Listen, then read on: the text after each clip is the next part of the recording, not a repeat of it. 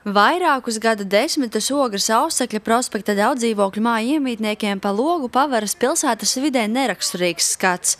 Plaša dārza teritorija, daudz koku, zaļumkrūmu un āra terase.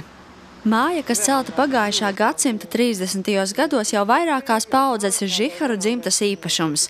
Dārza lielākā daļa iekārtota pēdējo 10 gadu laikā, stādus gan iegādājoties, gan grūtākos laikos nesot mājās no meža. Tas ir dārznieces Rutas Žiharas nopelns.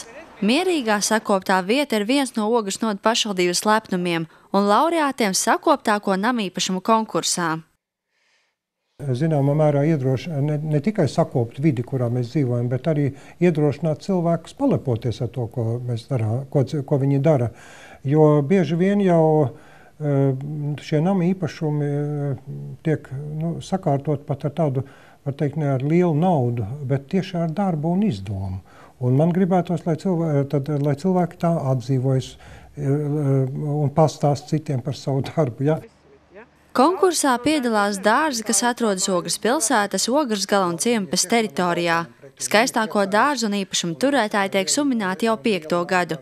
Lai gan uzvarētāja kodols ir stabils, gadu no gada parādās aizvien jaunas tendences daļdārzniecībā. Un cilvēki ar ļoti tādu izdomu izkop savus stādījumus un to tad ņem vērā, teiksim, kāds ir zāliens, kādas, teiksim, arī ļoti interesanti ir vērot tad, kad, teiksim, apskatām vairākas reizes šo dārzu. Kādas puķis, teiksim, zied jūnijā, jūlijā, augustā, tā, lai, kā saka, dārs būtu krāšņs visa gada garumā, ja? Konkursa pieteikumus šogad gan paši īpašnieki, gan kaimiņi vai draugi var iesniegt līdz 10. augustam. Žūrijas komisija izvērtējot tiks noskaidroti labākie, kas augusta 2. pusē dosies tradicionālajā ekskursijā uz citu Latvijas novadu skaistākajām vietām.